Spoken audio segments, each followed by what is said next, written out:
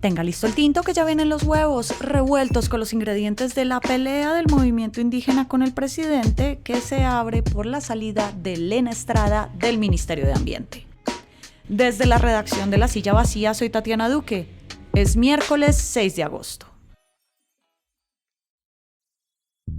A cuentagotas está ocurriendo el quinto remesón ministerial. Ya hubo recambio en el Ministerio de Igualdad la semana pasada y ahora el turno es para el de Ambiente, que tendrá en Irene Vélez a la tercera ministra en esa cartera en 3 años de gobierno. Y Vélez va a tener su cuarto cargo en el gabinete. La hoy exministra Lena Estrada duró solo 6 meses en este cargo. Había llegado avalada por el movimiento indígena de Colombia y fue la primera ministra indígena en la historia del país. Era la primera en el ramillete también de amenazados por convivencia y el movimiento indígena la respaldó hasta esta misma semana, hasta el último momento. Pero Estrada ya había presentado su renuncia el pasado viernes. Hoy hablamos de qué discusiones abre esta movida dentro del movimiento social que más ha apoyado a Gustavo Petro y qué esperar de una cartera clave para las banderas del gobierno. Natalia Arbeláez es la editora de La Silla Amazonía, la pata de La Silla Vacía, que reporta sobre los 8 departamentos amazónicos. Gracias por volver por acá. Gracias, Tatiana, por invitarme. Natalia, desde que el presidente anunció hace menos de un mes que habría otro remesón en el gobierno, una de las primeras en la lista de nominadas a salir fue Lena Estrada, quien era la primera ministra indígena en toda la historia y acababa de llegar. ¿Qué fue lo que pasó para que saliera?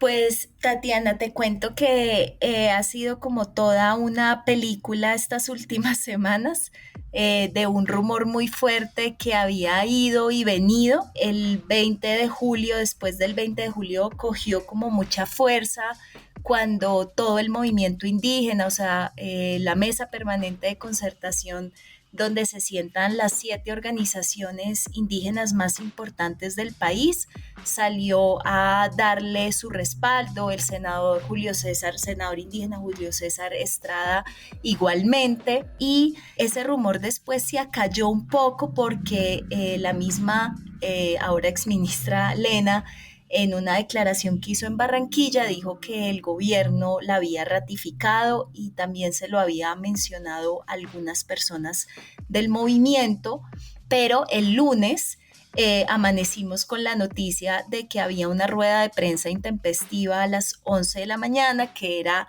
en el espacio de la mesa permanente, y en efecto, pues ahí estuvo la ministra rodeada por todo el movimiento indígena. Cuando le preguntaron si eso se debía pues a que le habían pedido la renuncia, ella guardó silencio.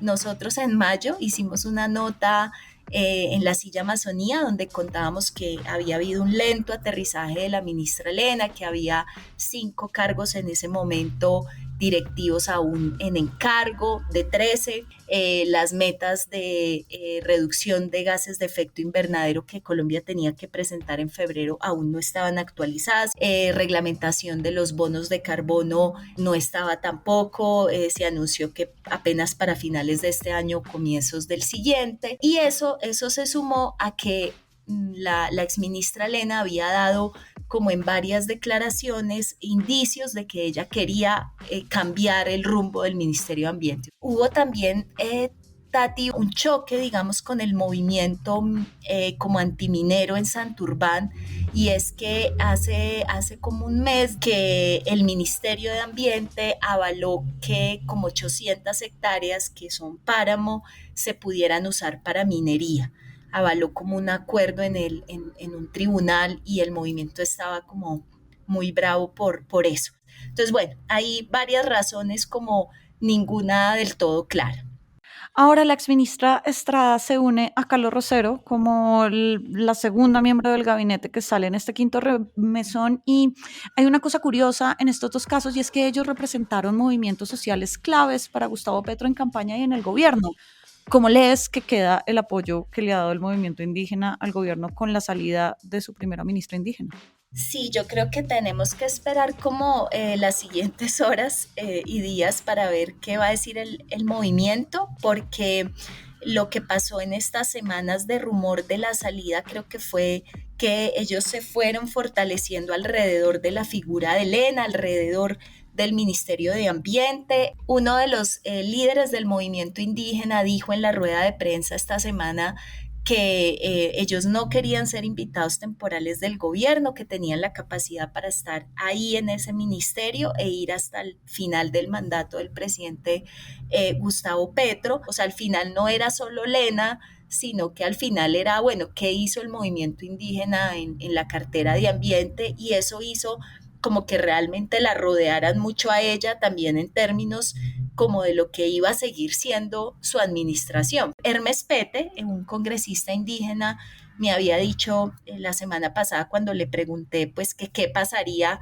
si la ministra saliera, y él se mostró muy respetuoso de las decisiones del presidente. Pero sí, no es claro, Tati, ¿qué va a pasar? Ahora, ¿se puede hablar de un legado en la cartera de ambiente de Elena Estrada? Duró, como venimos diciendo, poco más de 5 meses en el cargo, casi 6, y cada vez que sale un ministro, pues hay una curva de aprendizaje. Así la que llegue en este momento en encargo, pues sea también una funcionaria que ha estado vinculada a temas ambientales, como es Irene Vélez. Sí, tal cual.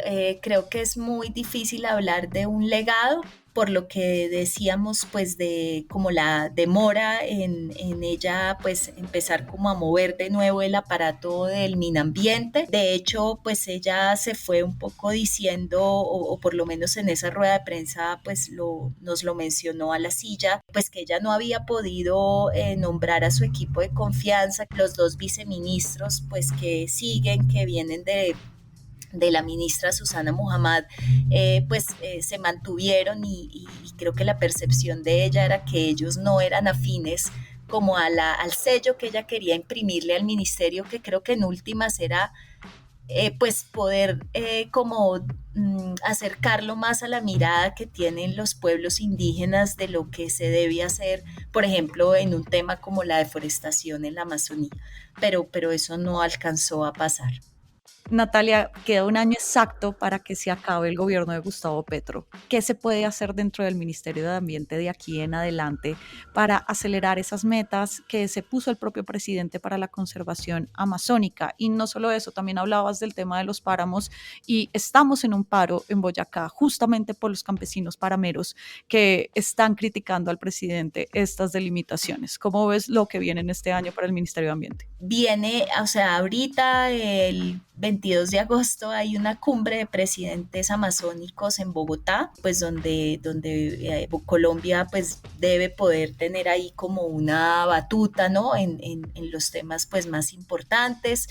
Luego en noviembre está la COP30 de Belén de Pará, que quizá va a ser la última cumbre climática pues más importante en términos de que se va a hacer en una ciudad amazónica, con todavía 2 gobiernos pues muy afines, Lula da Silva y Petro. El tema pasará mucho por seguir manteniendo el programa de Conservar Paga de los núcleos de desarrollo forestal, que es como esta apuesta para conservar el bosque, para desarrollar unas economías de aprovechamiento del bosque, como por mantener esos pagos, por aumentar la cantidad de familias. Hoy hay como 6.000, pero la meta son 16.000, eso es apenas el 60%. Y creo que va a pasar mucho ahí, ya no tanto por Minambiente, sino pues por lo que ocurra con las disidencias, ¿no? Y que tanto pues se llegue a acuerdos con ellas y a presionarlas lo suficiente pues para que dejen de dar órdenes de deforestar. Bueno, lo que decías, las zonas de reserva temporal, ¿no? Que es como esta figura del Ministerio de Ambiente para que en esos lugares como donde se traslapan títulos mineros y que son zonas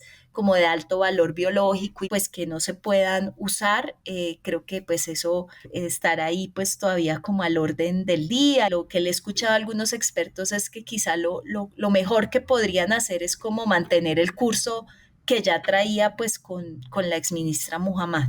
Seguiremos entonces muy pendientes de qué viene para la cartera, que siempre ha sido clave en la conversación sobre el gobierno de Gustavo Petro. Natalia, muchas gracias por pasar por acá.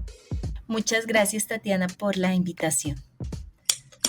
Y arranca el día con estas movidas.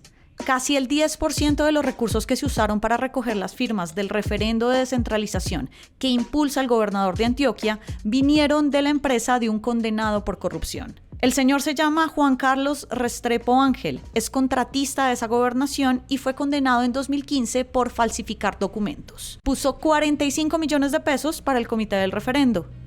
El llamado a este referendo ya está en el Senado. Ayer, por falta de quórum, la Comisión Primera aplazó el debate. Lea toda la movida en lasillavacía.com. Esta y todas las movidas de poder ya están al aire en lasillavacía.com, en las redes, en el en vivo y en el canal de YouTube. Y por acá cada mañana estará servido su desayuno político favorito. Fernando Cruz y Juana Rubio Tovar produjeron este episodio. Yo soy Tatiana Duque y nos escuchamos el viernes porque mañana es festivo.